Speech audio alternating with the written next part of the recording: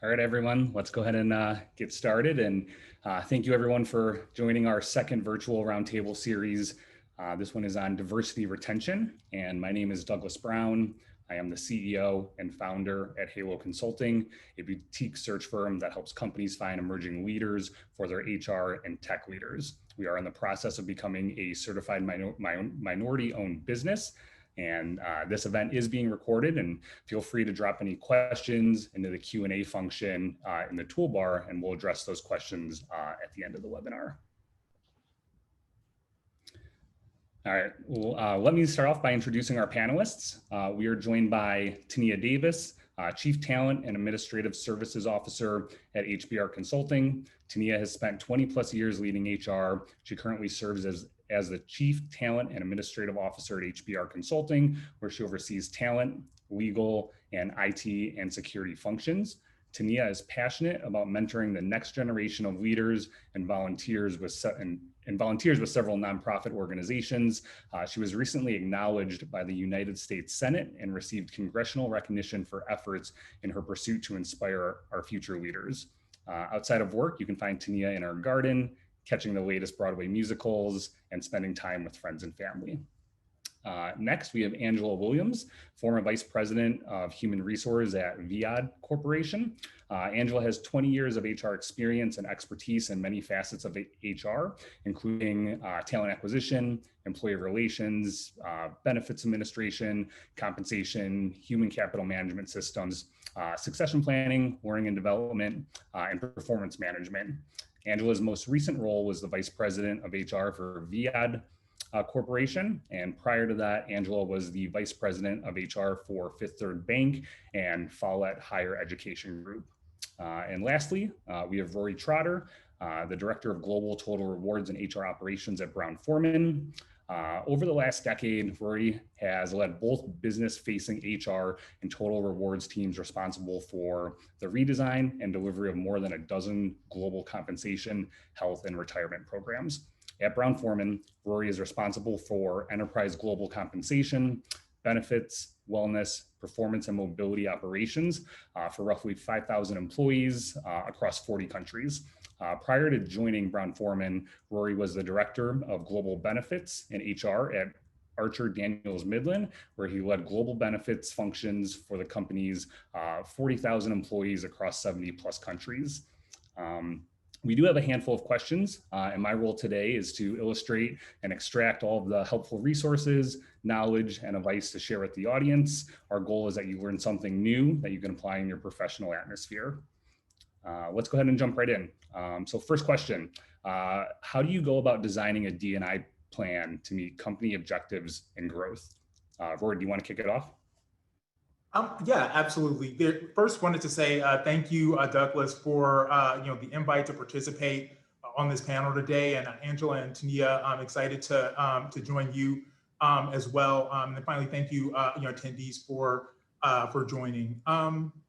If I kind of take a look at the right way to tackle that, there's no specific right way, but one of the ways that I was very successful in delivering on company objectives is we kind of see all this emerging literature and evidence that diverse and inclusive organizations are more successful at driving the bottom line. And so there was a real ask from the C-level leadership team to figure out a way to deliver on that at an enterprise level, which included putting in place an incentive compensation strategy that included elements that set accountability for D&I, sent a clear message to employees that this was important, and then also sent that same message to our consumers and suppliers. And so against that context, the design needed to be something that happened at the C level of the organization, had accountability at the top of the house.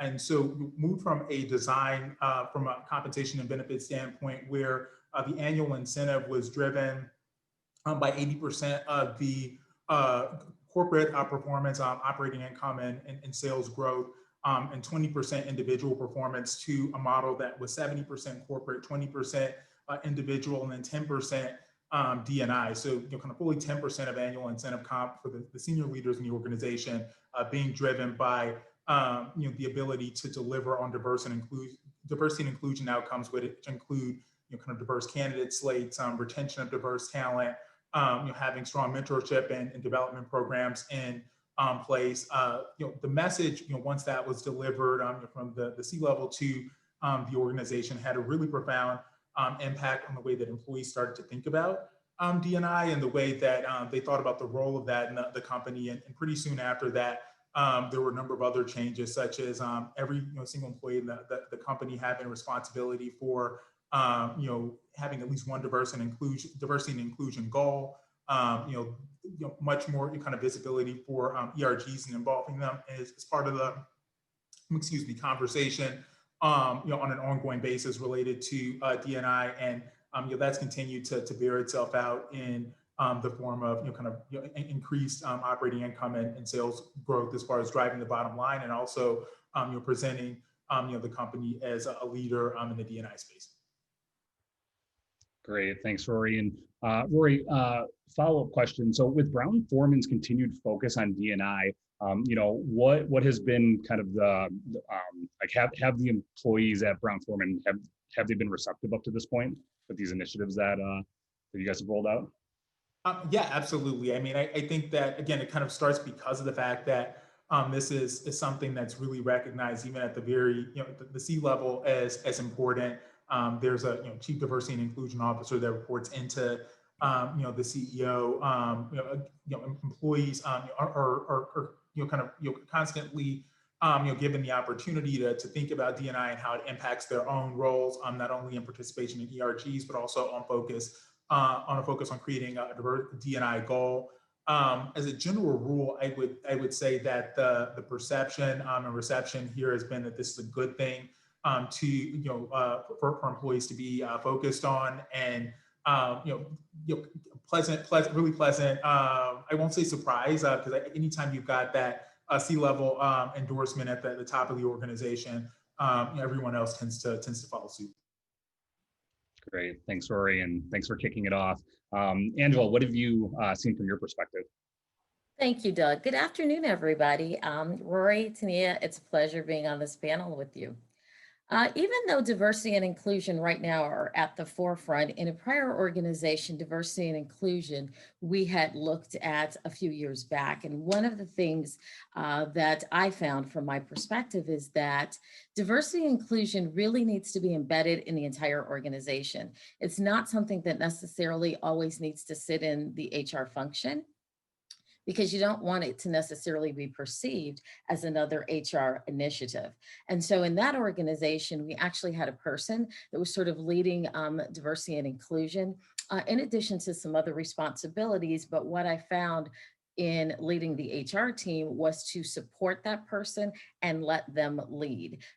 They set out the strategy. We collaborated on the best way to enact that within the organization.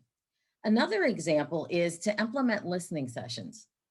I think at the senior leadership team, to give them the opportunity to hear from their employees, to understand what some of their concerns are, their challenges, as well to just have a perspective of what's going on in regards to how that may impact their work life. It's not to judge, it's not there to defend, but really just to be there as a good listener. I would also say, similar to Rory, making sure that there's an accountability aspect of it tied into incentive, tied into goals and objectives, so that you can have measurable and tangible results. And so that, again, you can see what the ROI is across the organization. I think sometimes there's a perspective that D&I can be perceived as sort of a feel-good type of initiative, where really it has been shown to drive financial results in all aspects of the company. I would also say, another success is looking at D&I in all aspects in other functions in other areas, meaning not just in talent acquisition, not just in onboarding, but specifically when you're going through succession planning conversations and the talent management process, being mindful and intentional as you look at your talent across the organization and looking at opportunities where they can contribute and continue to grow. Great, thanks, Angela. And Angela, for companies that might not have a mature D&I program that are interested in building out such a program, would you recommend starting the conversation at the executive level or opening it up to all levels of the organization? No, I would say starting it at the executive level is going to be crucial for a number of reasons. One, it's going to be somewhat of a long-term strategy. It's not going to be something that they can get off the ground and really be able to see success in a matter of a year or two. So you want to make sure that there is alignment on understanding that. I think secondly, you're going to need their support, not only as advocates, but really to also send out communications and be really involved in communicating and setting expectations around that strategy. Mhm. Great, thanks, Angela. Mhm. And Tenia, do you want to wrap it up? Sure. Well, thank you for having me, and I'm excited to be on the panel with both Angela and Rory. I definitely agree. Having the support at the C-suite level is extremely important, and making sure that the D and I initiative is part of the business imperative. It's also important to make sure that the metrics, there's complete transparency and understanding of what the company is hoping to achieve, right? So that everyone knows what the goals are. And then also what the steps are and within the steps, the initiatives that the company will take and who the stakeholders are at every level. We did engage because we had a kind of a early start with with the diversity and inclusion efforts at our company. We did engage with Kaleidoscope to evaluate our current program and to offer some recommendations to us so that we can better and fine tune our efforts and just to make sure that we're tracking in the right path as it relates to things that we might not have had on our prior roadmap, and we found that to be extremely beneficial. Great, thanks, Tenia. And Tenia, with the partnership with Kaleidoscope, do you mind sharing an initiative that HBR is planning to roll out in the future? Yes, and so there are a couple of things that we were doing that we're going to tweak based on their recommendation and looking at our affinity groups versus ERGs. Also, we had a D&I leadership team, as we were calling it, and the operation of that. We're going to tweak how we engage the employees in those efforts and aligning it more with a D&I committee that overarches with the ERGs and broaden the groups. Where we had more of a smaller population, we're widening that, and how we operated the team and how the C-suite engaged with the team, we also made some modifications there as well. Great, appreciate that insight, Tenia. Let's move on to our next question. What initiatives have you found most successful when introducing retention strategies to implement across your organization? Let's start with you, Tenia. Well, that's interesting. Yes, we'll start with education, and education should not be just a one-off, right? And it's interesting whenever things happen in society, there's, we need training, and then there's nothing to sustain it, right? And so there should be ongoing education and what that means to the managers, what that means to the staff, and what expectations are tied to that. It's real, when I look at programs, that's one aspect of it, right? When you look at promotions, career pathing. But I tend to focus on the behaviors, right? Do we have the right leaders in place to drive this? Do we have transformational leaders? Do we have the right peer connections in place? Are we allowing employees to be their authentic selves, right? And what does that mean? And then also positive communications. So do we have those things in place? And are we fostering the behaviors and recognizing the behaviors, and the ones that don't complement that? Are we also addressing those items as well? And then of course, the traditional mentoring programs.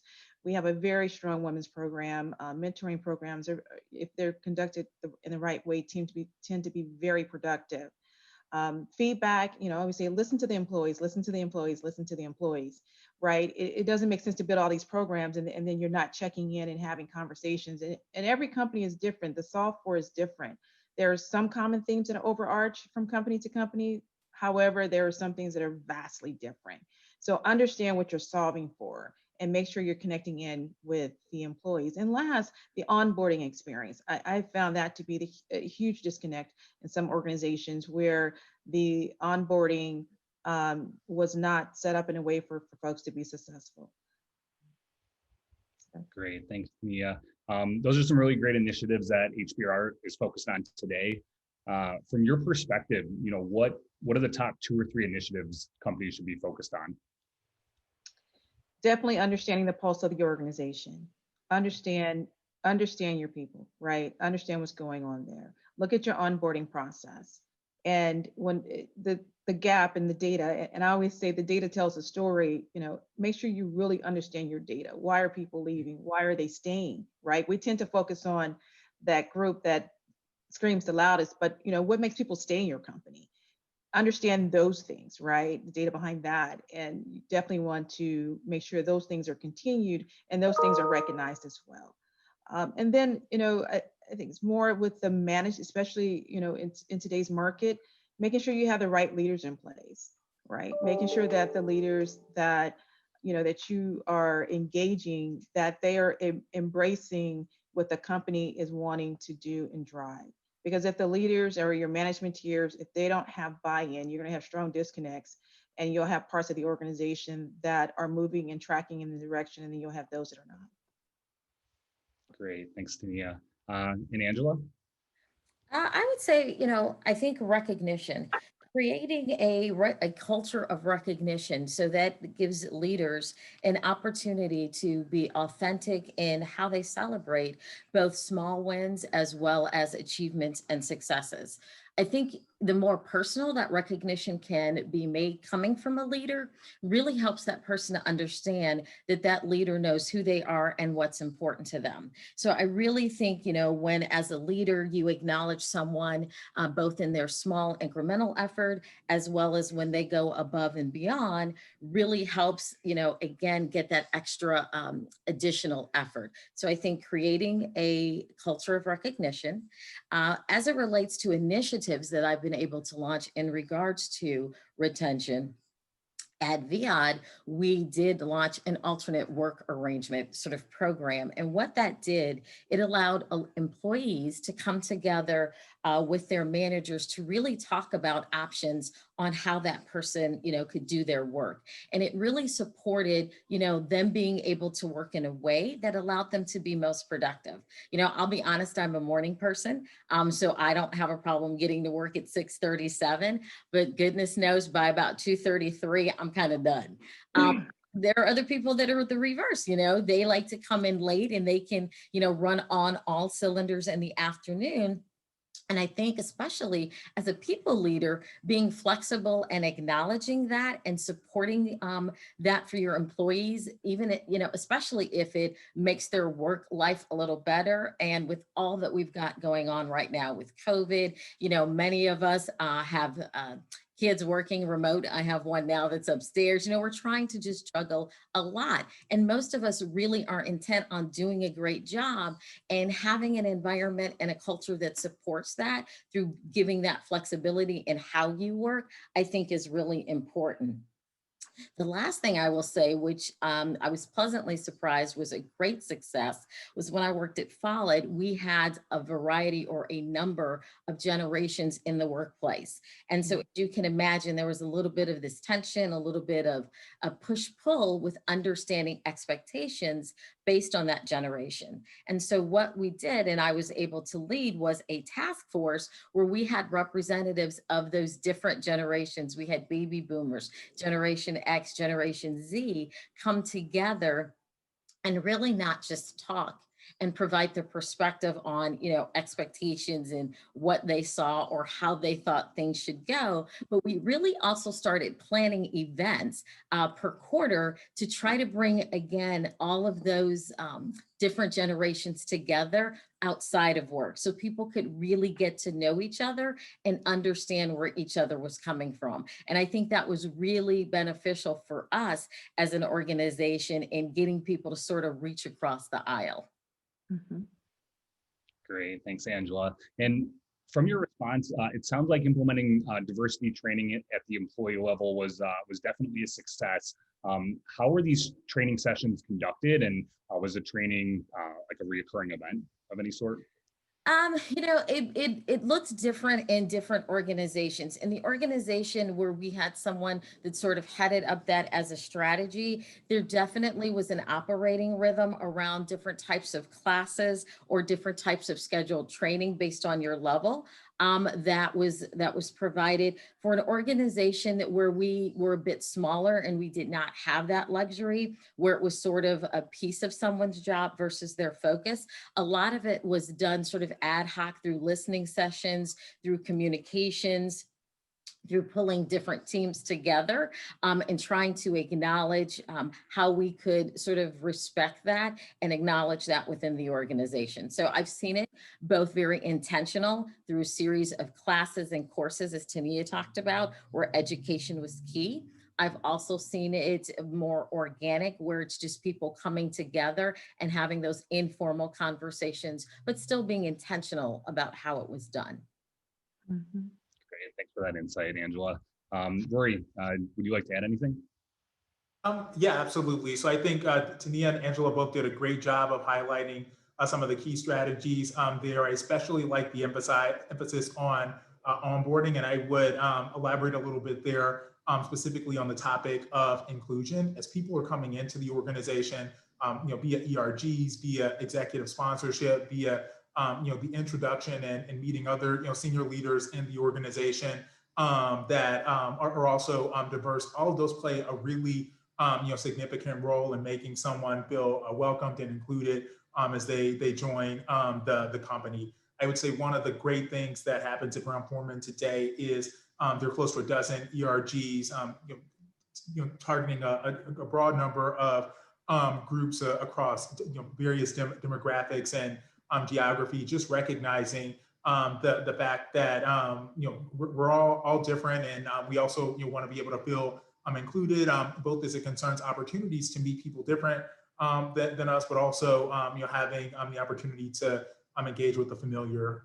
The other piece that I would really emphasize from a policy standpoint that I found to be really effective was the introduction of a results anywhere policy. And so the thinking there is, depending on where you are in your life stage, or where you are as far as your career objectives, we can all choose to live and work in different environments. And when you're talking about the absolute best talent in the world, they can oftentimes pick where they want to live. So by introducing a results anywhere policy that was focused on what work was getting done as opposed to where and when, we've been able to track some of the strongest talent around the world, and saying, hey, we may be based out of Louisville, but if you're the right person for the job and you're sitting in Atlanta, that's okay. So I'd say that emphasis on flexibility, and then also from a policy standpoint, when work gets done. This is something that's maybe been on some level exacerbated as a product of COVID, but even before that, just an emphasis on, it's not so much about starting to Angela's point at 6 a.m. versus 9 a.m. Or if you need to take 2 hours out in the middle of the day to take care of a loved one. It's about the availability to get the important work done to advance a company's enterprise objectives. Mhm. Great, thanks for sharing, Rory. And these initiatives that Brown-Forman rolled out are very impressive. Do you mind sharing, what the employee feedback you received after implementing these new initiatives? Sure. So Douglas, I think you said like how employees receive them. I'd say it depends on the initiative, but as it concerns the initiatives I spoke to specifically around flexible vacation, that was rolled out to all U.S. salaried exempt colleagues, and it was something that was really well received. Employees loved the flexibility that we trusted them to make the right decisions and to operate in a way that made sense for them. I would say one learning from that whole entire process is just the importance of language. That particular element of the policy was very well received. Another piece that we added for our colleagues that were non-exempt was the ability to take and unpaid leave, independent of if it was FMLA eligible or not. If there was something that you needed to be able to do to take care of your loved ones. And for those employees, in some cases, they didn't necessarily receive that as a positive message because they weren't included in the flexible vacation policy, and there were some good legal reasons that couldn't happen. But it was just a recognition that from a communication standpoint, it's important to kind of understand the different audiences and the way that you're segmenting and cadencing those communications. Great, thanks, Rory. Let's move on to our next question. When partnering with senior leadership, how do you create and foster a respectful culture where everyone is celebrated for the experience they bring? Angela, do you want to take it away? Sure. I can remember at Follett, one of the things that we did in speaking about onboarding was once a quarter, we brought all of the new hires within that quarter together, and we invited the senior executive team to come to a lunch where we gave each one of the senior leaders an opportunity to speak a little high level about their function, but also one of the priorities that they were focused on. And what it really did was help the leaders know who some of the people on their team were. I can't tell you how many times I'd be walking in the hallway with an executive and they're like, who is that? I'm like, seriously, that's your new, manager of so-and-so. And they're like, oh, when did they start? So at that executive level, they weren't necessarily always abreast of how or who many people were coming into the organization at a time. So that gave them a recorder and ability to see new faces coming in. At the same time, it gave our new hires an opportunity to know who their leaders were and understand within their role how they contributed to the organization. And out of that, we began to expand it, not only just about what those leaders' priorities were, but again, what some of the large organizational priorities were, and especially around, again, inclusion, around making sure that people felt comfortable bringing their authentic self to the office, and what did that look like and how we could support it. I think, like Rory said, at the bank, we too had business resource groups, the BRGs. There, I was able to work with two of our leaders to be not only advocates, but also lead two of those individual groups and participate by getting together with them, not just as part of the operating rhythm for the meeting, but just to meet with them and mentor them informally and come up with ideas about, how can we make this more robust? How can we make it more engaging? And then create a forum whereby as leaders, they could communicate back not only to their peers, but to our bank core that sat in Cincinnati, some of the successes and some of the things that we were doing, and really tie those into community events so that we could be aligned not only as a BRG, but aligned within our community to support things like Alzheimer's walks, junior achievement, and different things that allowed people to, again, give of the gifts that they had individually, but still be a representative of the organization.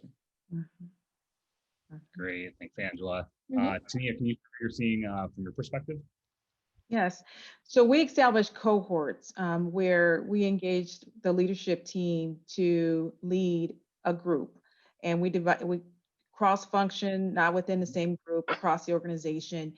And so each leader has a cohort of about 10 to 15. And within those cohorts, they meet monthly, and some decide to meet every other month, but we have it pretty much monthly, where they talk about some have wine sips, some, they kind of take on their own personalities, right? But it's pretty cool, and employees love it, and it's a good way for them to and learn more about their coworkers, and also their coworkers have a better understanding of who they are, and to Angela's point, their true authentic selves, and it also fosters that as well. As a member of the C-suite, I fully support all the initiatives that take place and champion them. And also as a thoughtful leader within, very immersed in the efforts and help spearhead those along and communicate them throughout the organization, right? And so we utilize town halls, we also utilize newsletters, and we have ongoing cadence. And through that, an example, there was awareness, right? And so one group wanted to list some recommendations for the organization to add insight and perspective and also context. And in doing that, formed a book club around this particular item. And so creating space, right? And so I see my role as to create space to help educate and move things forward. And so in doing that, I think it was Angela and both Rory say, celebrates the successes. You definitely want to highlight what people are doing well. And and those celebrations also talk about what's next, right? And so that shows that we're moving forward and that there are other things coming and what the organization can expect. Great, thanks, Tenia. And Rory, what does this mean to you?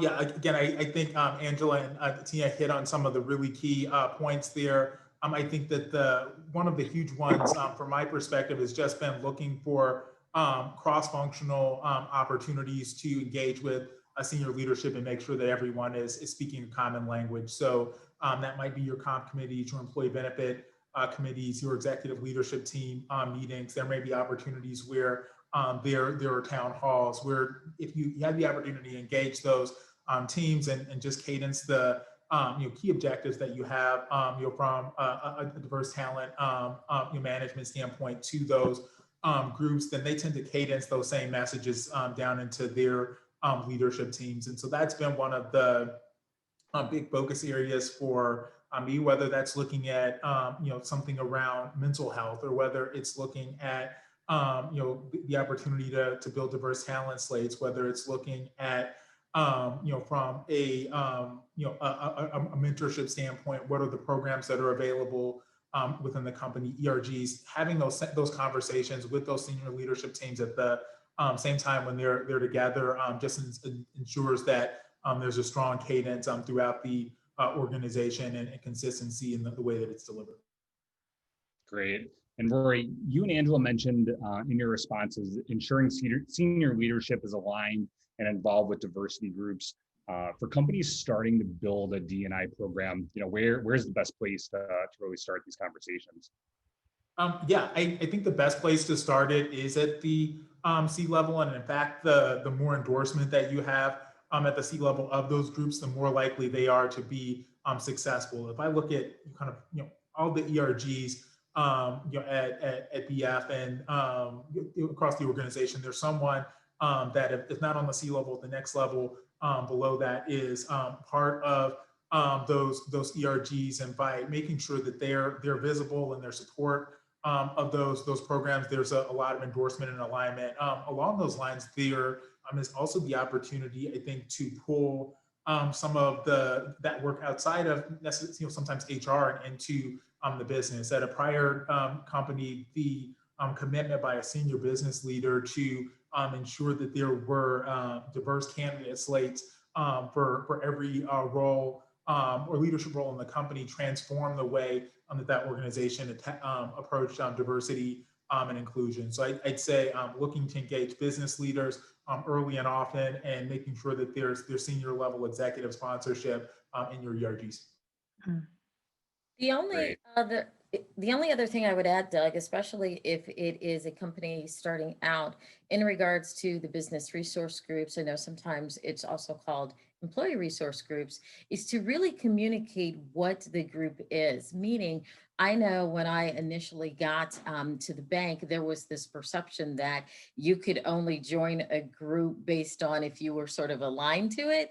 And what I mean by that is I sort of led the Hispanic business resource group. I'm not Hispanic, but I led it because they were looking for somebody that was pretty organized and could really help give them a sense of how to put together communications around a lot of the events they were doing. And so I want to make sure, when I was looking for someone to support our young professionals business resource group, I went to one of our senior leaders, and the first thing he said is, well, I'm not young. And the answer was, you don't have to be. So I think really just up front, sort of giving a bit of communication around what the purpose of the groups are. And again, making sure people understand that they are meant to be included and that anyone can basically join.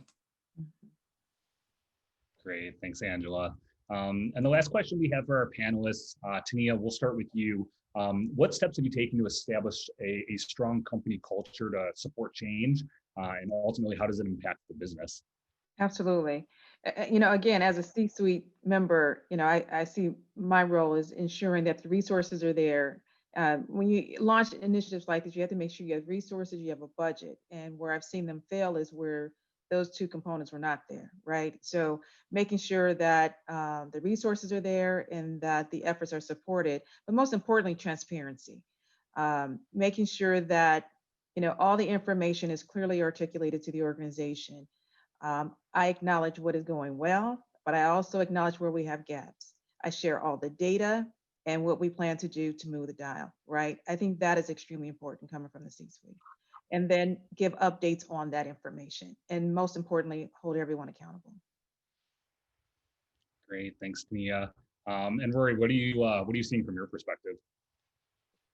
Yeah, I mean, I would say that the biggest thing is ensuring a common language across the organization in the way that people are talking about an issue, whether that is, how it is that we can more effectively, advance, diversity and inclusion initiatives, the why behind a policy, just making sure that that is consistently understood and is being communicated first at the C level, but then also being reinforced across the organization, be it intranet pages, newsletters, the messaging that employees are getting from an incentive compensation and goals standpoint, what's being rewarded in the organization. One of the great ways that I've seen that done at Brown Forman, and I can't take credit for creating this program, it existed when I got here, but it's just incredible, is around rewards and recognition or thank you awards. There are a series of BF values that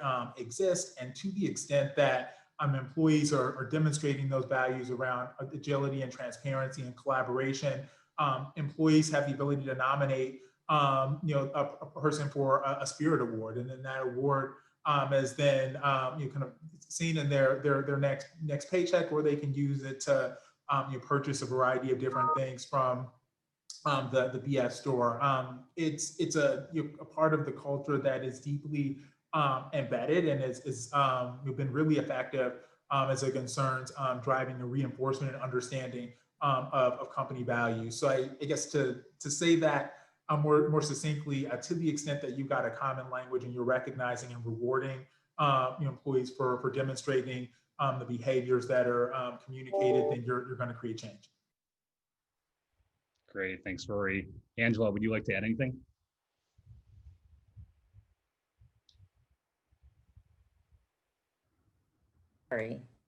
Sorry, I couldn't unmute. Yes, I would. One of the things I just wanted to add is, focus on the successes. It's sort of that crawl, walk, run. It's not going to be built in a day, but if people begin to see traction and you can build off of that and get excitement and encouragement off of that, I think that is good. I think the second thing is it's going to be hard to shy away from difficult conversations, meaning as much as we've talked about, what we're doing internally within the organization and how we're communicating, we also have to understand sometimes, again, that external environment sometimes bleeds into the organization, and your employees are going to want to talk about it. It doesn't mean that it's got to get, totally political, but you still want to give people a safe space where they can feel that they can have those conversations and that the leadership team can support that idea without necessarily taking a stance, that they can have the conversation.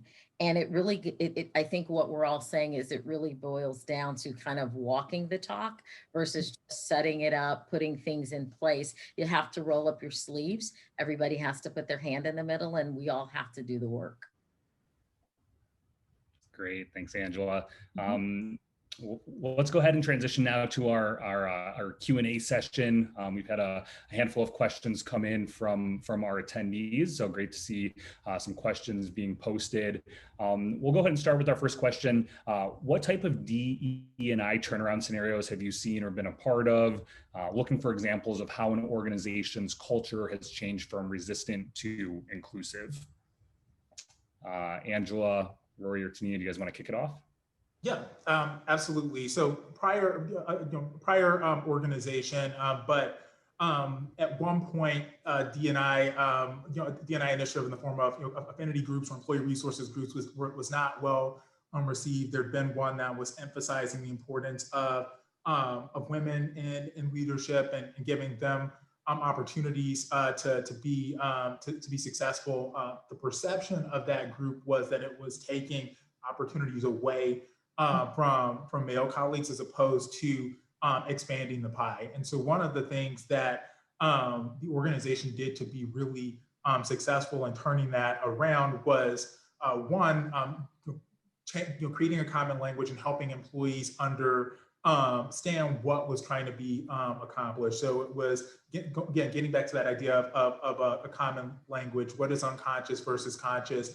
Bias. How is it that diversity and inclusion in organization expands the pie by growing the business, which creates opportunities for everyone. And so that was an enterprise training that was sponsored by senior leaders in the organization. And then from there, a global business leader, one of the direct reports of the CEO, actually taking ownership of the D&I role, particularly with the emphasis that in partnership with the head of HR, there needed to be diverse candidate slates for every position. And then as ERGs were reintroduced into the organization, it was making sure that there were senior leaders that were sponsoring them, saying great things about them and making it clear that, to I believe it was Angela's point, this is not a group that's just for one person. So you don't have to be African American to join the ERG that's focused on African American issues, or you don't need to be a woman to join the ERG that's focused on diversity and inclusion for women. You can be an ally in any of those contexts. With the understanding that the efforts that you're taking there are growing the business, which is creating opportunities for everyone. Absolutely. And it's also changing the vocabulary, right? So instead of or, it's and. So it's not, Tenia or Rory, it's Tenia and. So when you create the space for and start re-educating, right? And helping folks see the value that by saying and versus or, it shifts the mindset. Yeah. Agreed. Great. Moving on to the next question. How have you introduced diverse candidates into succession planning initiatives? I think I'll say this. I like the way Tenia said, it's changing the vocabulary. I have been in succession planning conversations where it was a little bit about the vocabulary in talking about attributes, when you talk about competencies, leadership competencies, and, what the organization is looking for and what are perceived as positive and negative. And I can remember sitting in a room and just sort of listening to some of the vocabulary, the words aggressive, sometimes can be angry or determined to get their own way. And I kind of took a pause and said, okay, time out. Let's talk about, in giving feedback as it relates to our competencies so that we're not sort of using what I would call sort of a label. Impact on somebody's career trajectory. So how I like to introduce it is just before we even kick off the meeting, try to talk about, again, the outcomes is to look at the talent across, the organization. We're looking at calibrating it. Again, it's not this person or that, as many people that we can sit around the table. I think that benefits the organization.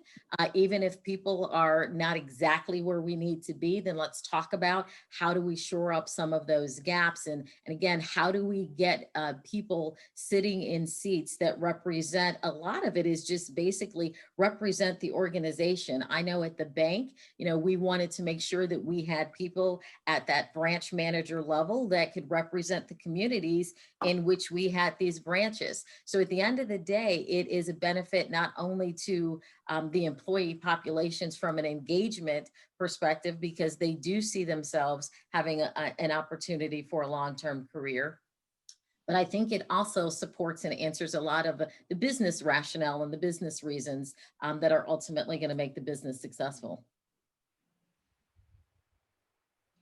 So The question is kind of mechanically around the how. I'd say in business facing HR roles, the way that I've seen that be done most successfully is when there are regular discussions around talent at every level of the organization, including diverse talent and non-diverse talent, with the thinking being that if you've got a strong talent management function that is delivering that in the form of regular talent talks, then oftentimes not immediately, but as you get a year or two into that process, you then start to have a diverse candidate slate that allows you to then say, as part of a succession planning process, if you're looking to fill a job, one candidate needs to be diverse for that slate to continue. And if that slate is not going to be allowed to continue, then you need to have some sort of sign off by senior level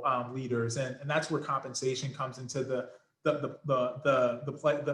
comes into play as well. If there's ultimately accountability for diversity and inclusion built into incentive comp, then your senior leadership team has got a strong incentive and is being held accountable for making sure that those slates are being looked at and managed appropriately. Yeah. And it's also helpful to keep a exploratory pipeline open, right? And so that always opens the door for conversations too. And once you have agreement to have exploratory candidates, then you kind of have this open window per se to introduce individuals in either at the time of conversation or before. So in a proactive way, it also allows individuals to have insight to a wider spectrum of candidates.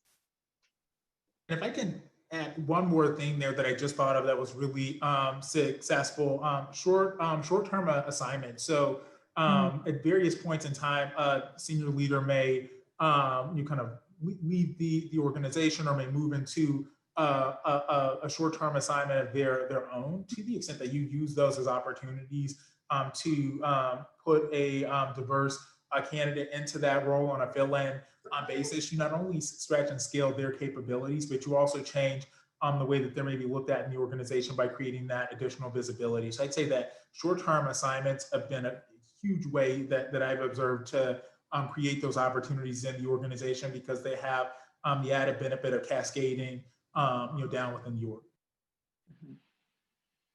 Great, thanks everyone. The next question that came in from an anonymous attendee. If my executive team is not all in on DE&I, how should I go about convincing them the value of diversity, or when do I know it's time to leave, as opposed to pushing harder on the executives? So I would say there are kind of two pieces there. The first is, as far as the business case, there's a ton of great literature out there from organizations like McKinsey has maybe done some of the more famous literature there. But to the extent that you're able to demonstrate to leaders how diversity and inclusion drives the bottom line, that you're much more likely to be successful than if you maybe focus on some of the maybe warm and fuzzier aspects of it, particularly in maybe an organization where there isn't as much support. That said, one of the things I would say is that because of the fact that diversity and inclusion, or really any large-scale change initiative, starts at the top of an organization, sometimes that takes time. If I take a step back and think about some of the journeys that I've been a part of and have seen happen over the years, sometimes it didn't happen right away because the leadership team at the time just was not at that same place in their D&I journey, and it took years of influencing, and in some cases, departure of certain leaders before the environment became more ripe for change. So I would say that the big pieces are focus on the business case. I'm happy to share kind of under separate cover some of the literature there that you may want to look at. And the other piece is on some level patience and recognizing that everybody starts from a different place and the influencing takes time. Absolutely. And also gain a better understanding of where the disconnects are, right? So that's just a global statement to say that, they're not all in. And so understand what's the underlying perception, or have context around it, right? Because I've been on both sides of it. And a lot of times it's absence of information people assume. And so I would say try to gather more information to understand where the disconnects are, to provide more intel to influence the executive team. Because a lot of times it's, competing initiatives. If one group is wanting to drive one thing that either is not understood or supported by the organization, or the way or manner in which it's introduced, there can be disconnects all over. It could just be layered, right? And so I would say gain a better understanding of where the disconnects are, and sit and have a conversation with those, with a member of the executive team, and see if you can influence them from there. And all the things that Rory said, definitely want to have a game plan and template, and you want to make sure you have all of that in place to have a well-informed conversation. But first, understand the disconnects and don't make assumptions. I think that's fair. I think the other piece we talked about is that it should be interwoven into the strategy. So it's not separate from the strategy. And so you're really not necessarily, you shouldn't really have to build a separate business case as to why to do it. It's aligning with what the executive team has already signed off is going to be the organizational strategy. Right. It's just interwoven into that. Mhm. Great, thanks everyone. And it looks like we're running a little short on time. We'll get one last question in. What are some specific metrics or goals that companies use outside of purely tracking diversity of current employees that are important when creating an inclusive and respectful culture? Sure. So I'll speak to that. I think that there are really two ways, at least that I segment this. And that's by actions versus outcomes. So when you're at the beginning of your D&I journey, it is based on actions. So to your point, measuring of kind of key metrics around D&I, but then also things like kind of people of color or female mentoring, D&I inclusion and training for all leaders, and making sure that information is tracked. But I think eventually then you move from actions to outcomes. So yes, you're measuring metrics while establishing broader goals, but then you're also setting specific goals for employees that tie out to enterprise objectives around D&I. And I think the last kind of pieces around that are then institutionalizing inclusion training and support. So that could be an outcome that you ultimately want to have, and it can also be creation of maybe an internal survey process or measurement factor to understand how employees are thinking about D&I, and if they feel like they're included in the organization as part of maybe an anonymous but aggregated survey. I believe First Energy has got kind of some great survey work that they do as part of their D&I measurement process, and it has a pretty significant downstream impact on incentive comp in the organization. Mhm. Great, thanks, Rory. Angela and Tenia, anything you'd like to add? The only other thing I would add is, again, look at if goals have been established as it relates to succession planning, and not only hiring, but moving people through the organization into certain levels or in certain roles that may not have diversity or may need it, again, based on an organizational commitment. Yeah. Yeah, and look at your turnover reports as well, Mhm. because that's a lot of good intel in there, especially if individuals are leaving within the first year. You definitely want to track from which groups and demographics to start solving for some of the potential problems there. But the Mhm. first year is very critical, and then that impacts your brand, right? And so Right. once you have that, and there's so many different social media outlets, right? And so it's harder to reel in fact fiction once the information is out. Great, thanks everyone. And in closing, thank you everyone for joining. If you guys have any follow-up questions or thoughts, feel free to reach out and connect with our panelists via LinkedIn. And as a friendlier reminder, we will be hosting our next virtual roundtable on December 11th at 12 p.m. Central Time on how technology executives are applying 2020 lessons in 2021. Also, everyone will receive a survey tomorrow. We'd appreciate it if you took 2 minutes to fill it out, and very appreciative of your feedback and thoughts. And yeah, thanks everyone for joining, and look forward to seeing you at our next event. Stay Thank well and Thank be you. safe. Thank you. Thanks so much. Really appreciate it. Thank you. Bye, Thank everyone. you. Bye-bye.